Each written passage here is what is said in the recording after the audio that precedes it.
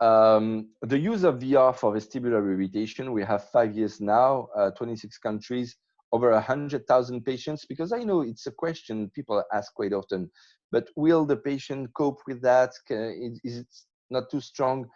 We have had over 100,000 patients and not one complaint about my patients cannot cope with it or cannot stand it. It's too difficult.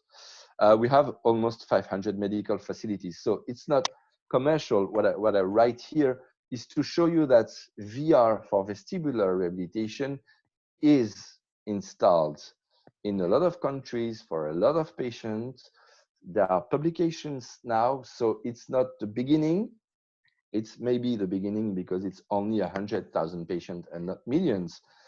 But it's really now in France, we have 2/3 of the vestibular PT that are equipped with virtual reality. It's really a must-have the way we practice vestibular rehabilitation.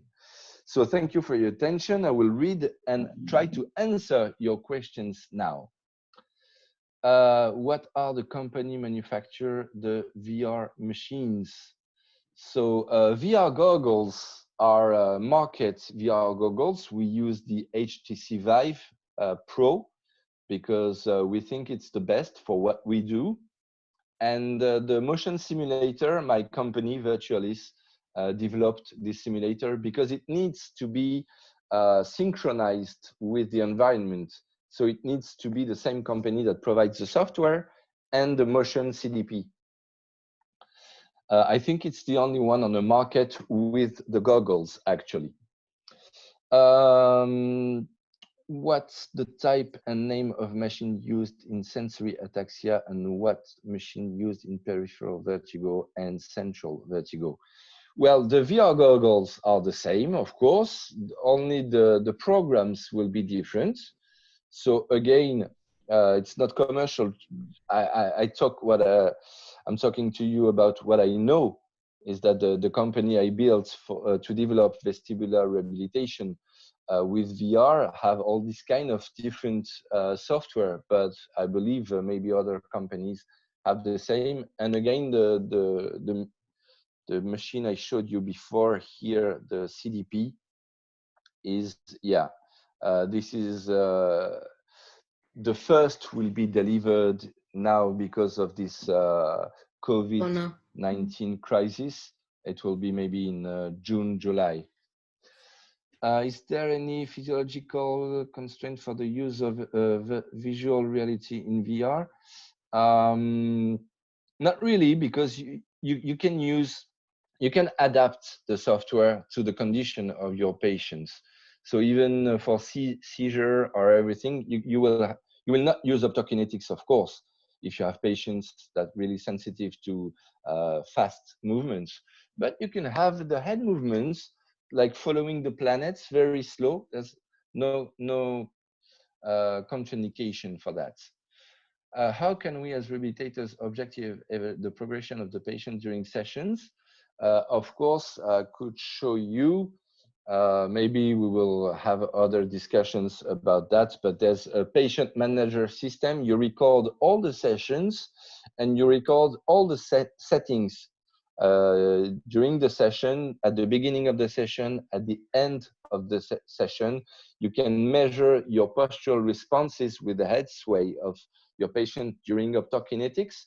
So you have access for each patient to the history of all his sessions and how he progressed, the duration, the speed, and all the progression of the settings during the rehabilitation process.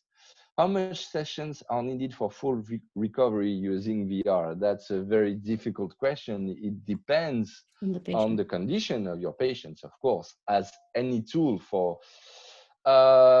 Are VR better than vestibular maneuvers? It depends. For BPPV, for example, no VR at all. You need a maneuver. So that's what I was saying. I don't use full VR, and I don't use VR for every patient as well. Some patients don't need VR, but it's difficult for PPPD, for motion intolerance, for even for neuritis. It brought me really a new step and more efficiency in the vestibular rehabilitation, because you have all these kind of head movements. Patients are really afraid, even after a BPPV, to do this again. So you bring them by playing and hitting targets to do these kind of movements once more. What's the minimum number of sessions recommended for vestibular neuritis, persistent vestibular disorders? It depends at what, when did you see your patients? Usually after vestibular neuritis, if you are lucky and working well with the doctors, and if you can see the patients just after hospital, when they have just stopped being really sick, maybe 4 days after neuritis, usually I saw my patients every day. Immediately after neuritis, that's 5 sessions a week, and usually after 10 sessions, they're able to play tennis again.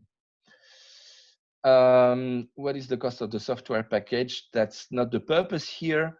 But so definitely, you can I will write leave. Yeah, an I will leave. email, and I will answer that another time. I will put my email. I can answer that another time. Today, I wanted to share my experience. That's my email. Let me ask you a What question. can be used to check the vestibular issues with? Sorry? I want to ask you, what is the youngest that you What have can be used to treated? check the vestibular issues with children with autism? Will they cooperate with VR? If no, then what can be used? I'm not specialist of autism. There are papers about the use of vestibular, about virtual reality with children. It's even more efficient, I believe, because their life is about playing. So if you can bring them rehabilitation while playing, it will be effective and pleasant. Usually you do very short sessions because of the 3D vision inside the goggles. So I would recommend to have very short sessions, like 5 to 10 minutes maximum for children. Can we use it for Meniere's disease? Of course, I showed you the papers. Of course, it depends really on the possibilities of your patient. Usually, for example, for optokinetics, we have a test session first. So you try to see how the patient can stand and can cope with this kind of stimulations. If he cannot, you start with very, very easy settings. And remember, it's very powerful. So you have always to be very careful and start with very easy settings. So that's why we added pre-recorded protocols to be very progressive and very careful in the rehabilitation. The worst that could happen is to bring nausea to your patient. So of course, it's not that important, but it's better to have a good image of your rehabilitation session. So you don't want to bring your patients to feeling nauseous. When we should disconnect the patient from VR while the session? First symptoms of feeling nauseous, or if it's too difficult for the patients, you stop, and the session after you use very easier settings. What are the criteria on which activities are selected? Well, it's difficult questions. Again, you can have patients with very simple classical BPPV. After the maneuver, the patient is able to play tennis, and some patients with the same BPPV, after the maneuver and the BPPV is cured, the patient will move like this and will be terrified about moving his head. So we'll have really an impairment in his everyday life condition. So the activities and the kind of software, we guide you in the software with our experience, not only mine, but all our users. Meaning if you click on vestibular rehabilitation for neuritis, you will have a choice of different exercises with a choice of different protocols. Franck? How much is the minimum cost to develop the VR in our clinics? Oh, if you want to develop your own software, I don't know about the cost really, but you need to have a few developers and a few years to go. It's really long to develop. Can we Franck, use this technology in diagnosis? Yes, there's quite a lot of things you can do, such as the CAT-SIB, CTSIB, like with the motion simulator, we have an actual sensory organization test. You have all the limits of stability and all that kind of evaluation. As well, we have the range of motion of the cervical spine, dynamic visual acuity, subjective visual vertical, and a few different things, as I showed you. Franck, can you hear me? I just want to thank you because we're almost out of time. And I will post under the YouTube video your email so people can communicate with you directly. Would that be good? Perfect. And I will be glad to answer to all your questions. Perfect. Thank you very much for attending and have a very nice day.